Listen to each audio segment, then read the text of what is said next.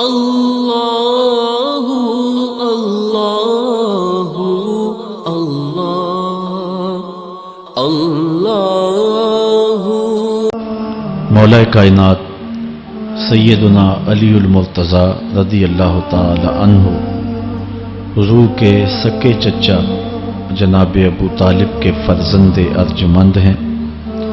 عمر میں حضور سے 30 سال چھوٹے ہیں۔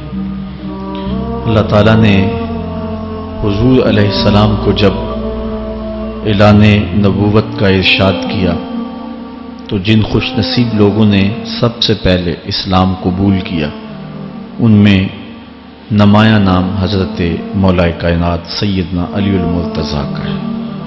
اس وقت ان کی عمر صرف 10 سال تھی۔ بچوں میں سب سے پہلے اسلام قبول کرنے کا شرف انہیں نصیب ہوا۔ آقا کریم علیہ السلام کے چچا زاد بھائی تھے، لیکن ایک موقع پہ حضور نے ان کو ارشاد کیا، انت اخی فی الدنیا والآخرہ، اے علی تو میرا دنیا میں بھی بھائی ہے اور آخرت میں بھی بھائی ہے۔ حضرت مولا کائنات کو حضور علیہ السلام نے مختلف جنگوں میں شرکت کا اعزاز بخشا۔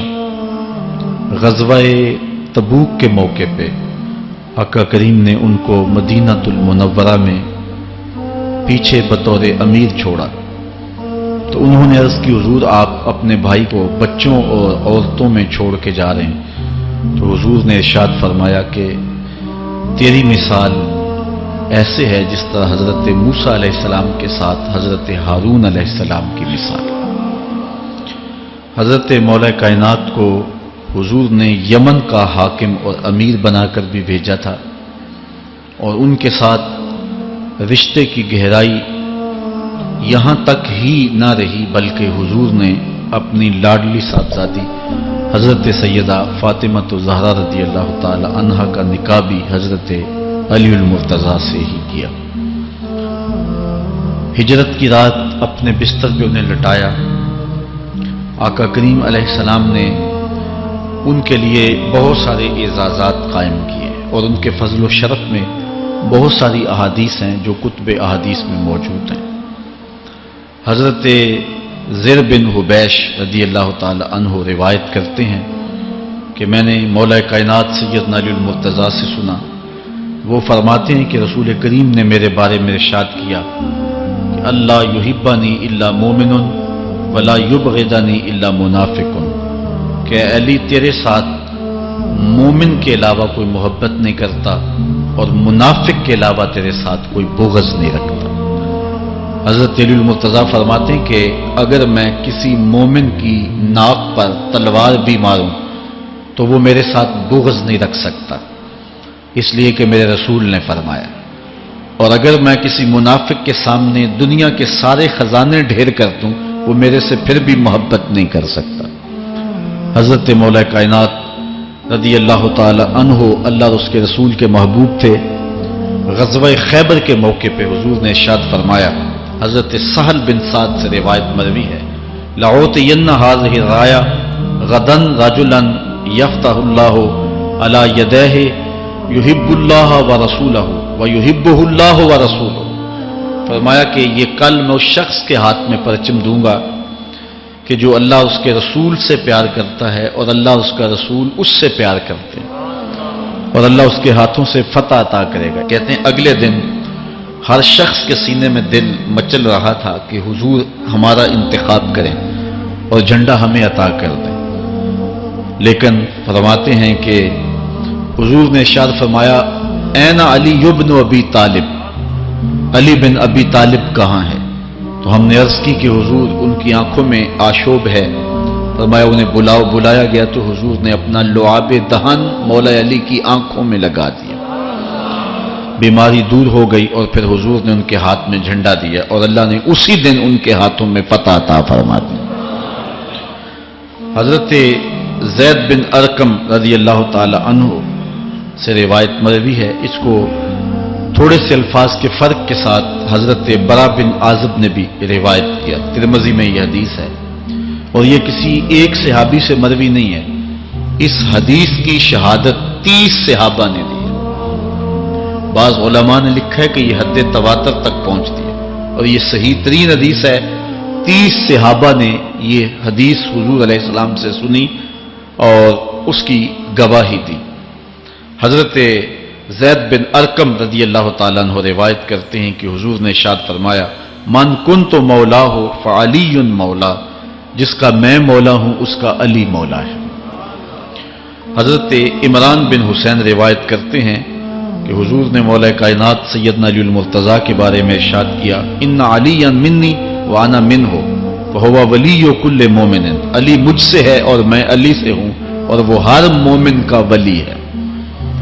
حضرت ام سلمہ کہتی ہیں کہ میں نے حضور سے سنا ارشاد فرماتے تھے لا یحب علی منافق ولا یبغضہ مومن، علی سے منافق پیار نہیں کرتا اور مومن بغض نہیں رکھتا.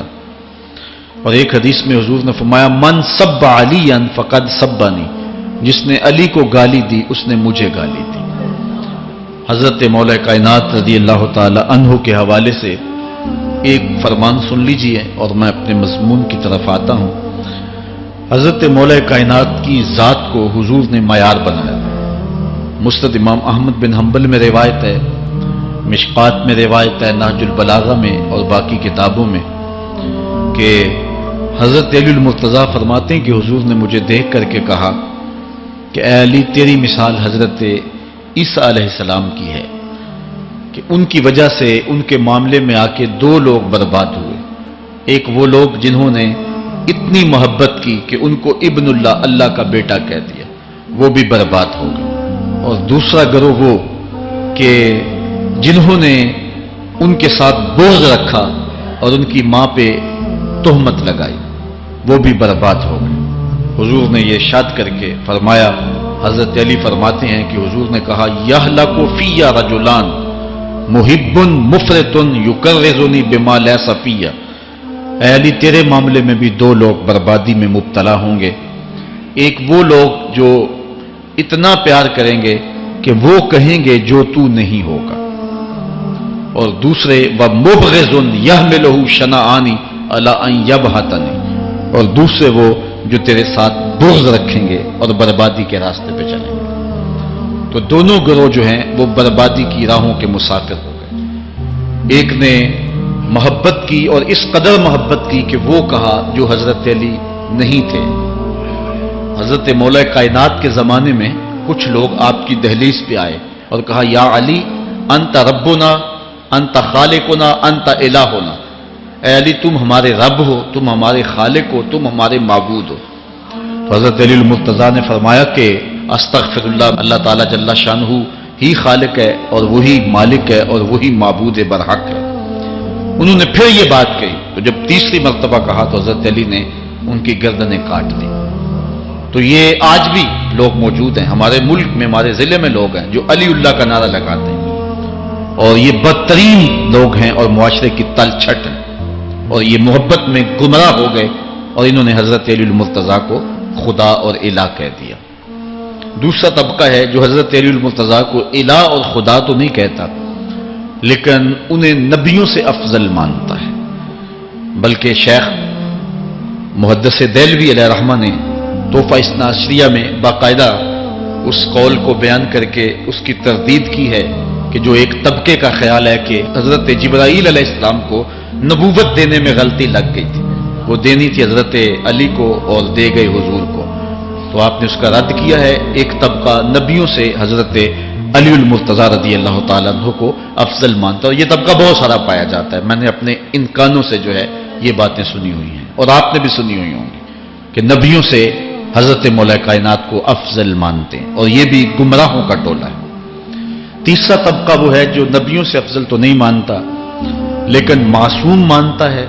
یہ گمان کرتا ہے کہ حضرت علی رضی اللہ تعالی عنہ بھی اس شان کے مالک ہیں جو معصومیت کی شان انبیاء علیہ السلام کو دی گئی. یہ 12 امام اور 14 معصوم کا لفظ آپ نے سنا ہوگا. ہمارے جاہل مولوی بھی بول دیتے ہیں بعض کا، معصوم صرف انبیاء کی ذوات ہے. اولیاء اہل بیت محفوظ ہیں، معصوم نہیں ہے. معصوم صرف ذوات انبیاء ہیں اور یہ انہی کا اعزاز ہے، ان کے علاوہ یہ اعزاز کسی اور کو حاصل نہیں ہو سکتا. चौथा तबका वो है कि जो हजरत अली मुर्तज़ा रज़ी अल्लाह ताला अन्हु को हजरत अबू बकर और उमर रज़ी अल्लाह ताला अन्हुमा से भी अफजल मानता है। खुद मौला कायनात ने फरमाया कि जो लोग मुझे शेखैन से अफजल कहते हैं, मैं उनके ऊपर वो हद जारी करूंगा जो एक झूठे पे जारी होती है। हजरत मोहम्मद बिन हनफिया कहते हैं, जो हजरत मौला कायनात के बेटे हैं, कि मैंने अपने बाप अली से पूछा कि इस उम्मत में सबसे अफजल शख्स कौन है? काला अबू बकर। कहा उम्मत में सबसे अफजल शख्स का नाम अबू बकर है। कहते मैंने कहा सुम्मा मन, फिर कौन? काला उमर। तो कहा हजरत उमर रज़ी अल्लाह ताला अन्हु। तो ये उनका अपना अकीदा है।